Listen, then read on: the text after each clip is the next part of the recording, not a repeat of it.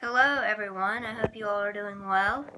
I haven't put up a video for quite a few days, so I wanted to put up one for you all today. Hope you all are staying safe and healthy and staying home during this COVID-19 epidemic. To me, they should call it COVID 2020 because it makes me want to say COVID 2019 and it's not 2019. But I'm not going to make this whole video about COVID because I'm honestly getting tired of people talking about COVID myself on TV and internet and stuff like that. And my last thing I'm going to say about COVID and then I will stop. But I can't even watch Nickelodeon. I've been watching a few shows on Nickelodeon. And even on Nickelodeon they have ads about COVID, which is really strange to me.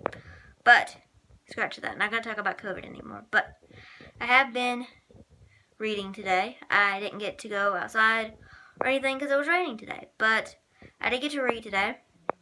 And it was a really good chapter. And I'm not going to give it away, but it was about Bailey handling criticism. And if you guys don't know who Bailey Flanagan is, then you probably don't know. You probably think I'm talking about aliens. But Bailey Flanagan is a character in a book, and she's dealing with some criticism. And I was telling somebody that I feel like me and Bailey deal with criticism in the same way. So it was cool to make some... I'm tired and I can't think of words right now. It was good to make some similarities. That's the word, similarities, between Bailey and myself and see the similarities. So, yeah. I'm very bad about... I have to hold myself back very much when it comes to talking about books and TV shows and movies because if I've read a book or seen a movie or seen a TV show, I will pretty much tell anybody anything. I have to seriously hold back. On text message, talking, I have to basically hold myself back when it comes to putting out information, putting out spoilers about TV shows. And now, somebody that I was talking to a couple weeks ago wanted some spoilers, and that was totally fine with me. She wanted to know everything.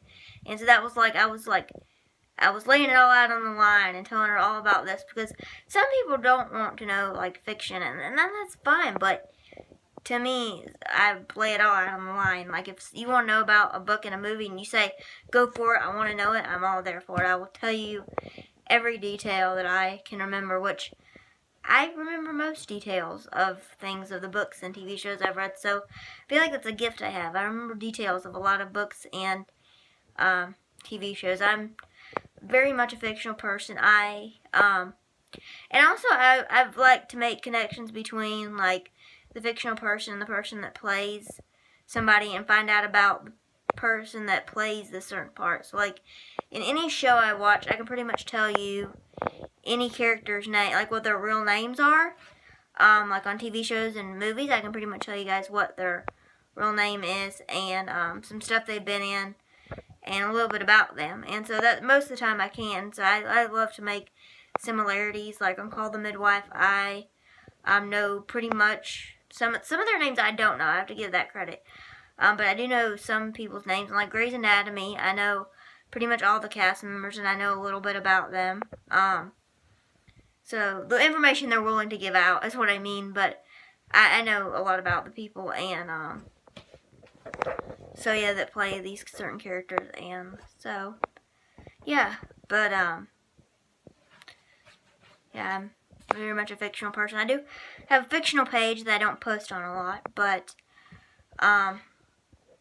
so yeah, I'm in my hallway. If you guys don't notice, I don't film in this location a lot, but yeah, I'm very much as I keep saying, a fictional person. So I know a lot about fiction.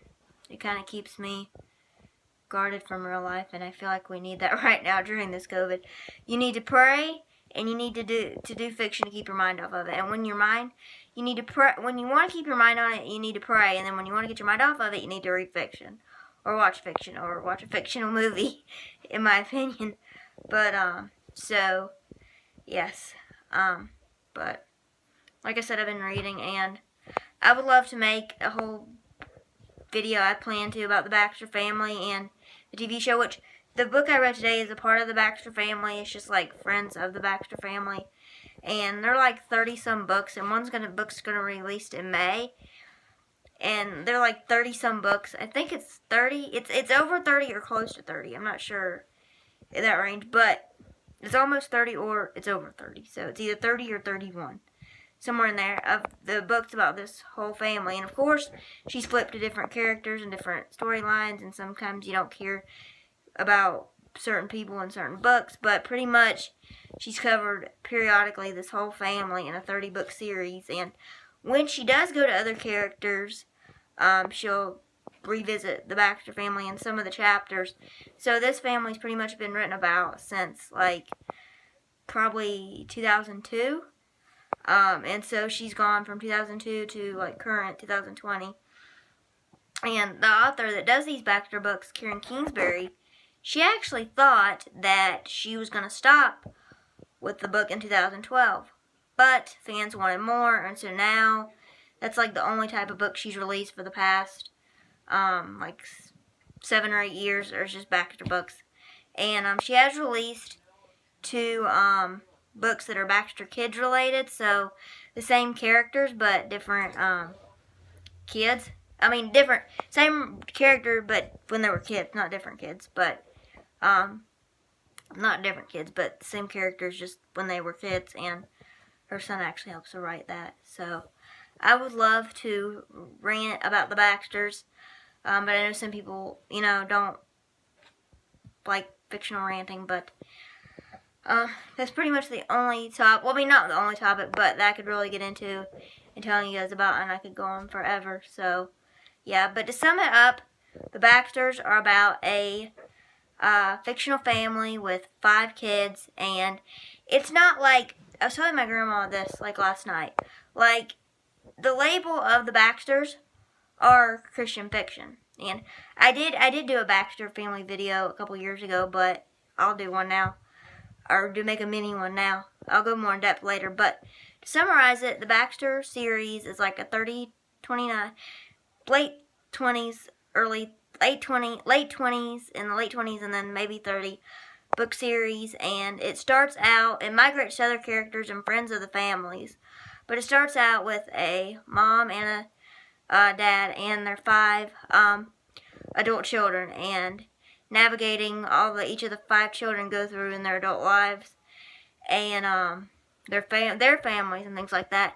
And while this, you see that that's labeled Christian fiction, while you see that, it doesn't necessarily, I mean, it is Christian fiction, but it's not all puppies and rainbows, as you would say. Just because it's Christian fiction, the Baxter family, and the Baxter family, the husband and wife, the mom and dad, and their 5 kids, they all deal with very, very sinful problems. So sin and moralism is not hid from the Baxter family whatsoever. But the thing that makes it different is these characters that sin come back to God and deal with these tragedies and these sins that they've committed through God and find redemption. And so that's, summing up, that's what the Baxter family is. So if you want something serious to read, but not too heavy, but serious, then the Baxter family is a good option for you guys.